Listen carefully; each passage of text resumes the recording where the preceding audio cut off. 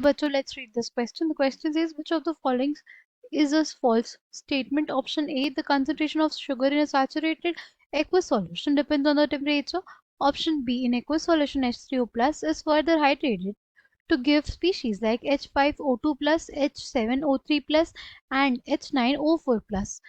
Option C, in aqueous solution hydroxyl ion is hydrated to give several ionic species like H3O2 minus, H5O3 minus, H4O4, H7O4 minus, etc. Option D, electrostatic forces between two charges are directly proportional to dielectric constant of the medium. The key concept for this question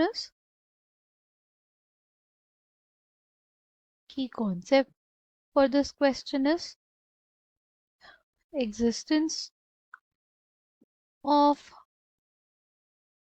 hydronium and hydroxyl ion in aqueous solution. Hydronium and hydroxyl ions in solution. अगर हम लोग बात करते हैं H plus जो होता है ना, वो इंडिपेंडेंटली एग्जिस्ट नहीं कर पाता due to its small size. इस वजह से ये वाटर के एक मॉलिक्यूल के साथ कंबाइन हो जाता है. राइट, ये वाटर के एक मॉलिक्यूल के साथ कंबाइन कर जाता है और क्या बना लेता है, H3O प्लस. इसको बोलते हैं हाइड्रोनियम आयन.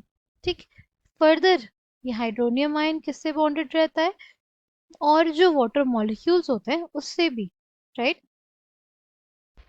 राइट, दूसरे वाटर मॉलिक्यूल से जुड़ा रहेगा.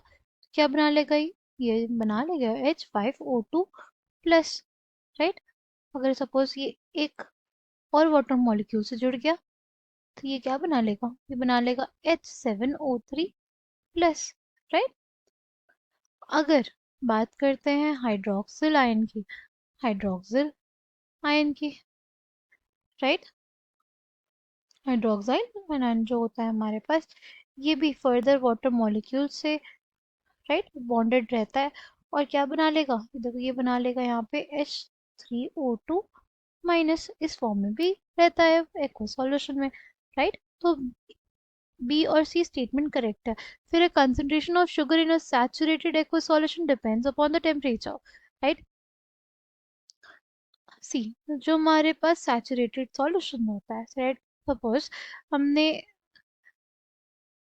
पानी लिया, ठीक, टेस्ट ट्यूब में, इसमें सॉल्ट ऐड किया. राइट, सॉल्ट ऐड किया तो फिर वो सॉल्युबल हो गया. फिर और सॉल्ट ऐड किया, वो भी सॉल्युबल हो गया. एक टाइम ऐसा आएगा कि हमारे पास सॉल्ट क्या होगा, सॉल्युबल नहीं हो रहा होगा वाटर में. राइट, जितना क्वांटिटी ऑफ वाटर दिया है उसमें certain amount of salt he dissolve हो सकता है. ठीक है, हम एक्सेस सॉल्ट डालेंगे तो हमारे पास वो सॉल्युबल नहीं होगा और ये बना लेगा एक सैचुरेटेड सॉल्यूशन. ऐसा सॉल्यूशन जिसमें फर्दर हमारे पास एक किसी गिवन टेम्परेचर पे हमारे पास जो सॉल्ट है वो सम क्वांटिटी ऑफ वाटर में डिजॉल्व ना हो, तो उस सॉल्यूशन को सैचुरेटेड सॉल्यूशन बोलते हैं. अब अगर ये जो सैचुरेटेड सॉल्यूशन है उसको हम टेम्परेचर रेज कर दें तो क्या होगा, अगर हम लोग टेम्परेचर रेज कर देंगे, राइट, अगर हम लोग क्या कर देंगे, टेम्परेचर रेज कर देंगे तो क्या होगा, सॉल्ट हमारा सॉल्युबल हो जाएगा. राइट, हमारा जो सॉल्ट है वो सॉल्युबल हो जाएगा. फिर हम लोग और सॉल्ट ऐड कर सकते हैं आसानी से. यानी जो कंसंट्रेशन है शुगर या सॉल्ट का, किस में, सैचुरेटेड एक्वस सॉल्यूशन में, डिपेंड करता है टेम्परेचर पे.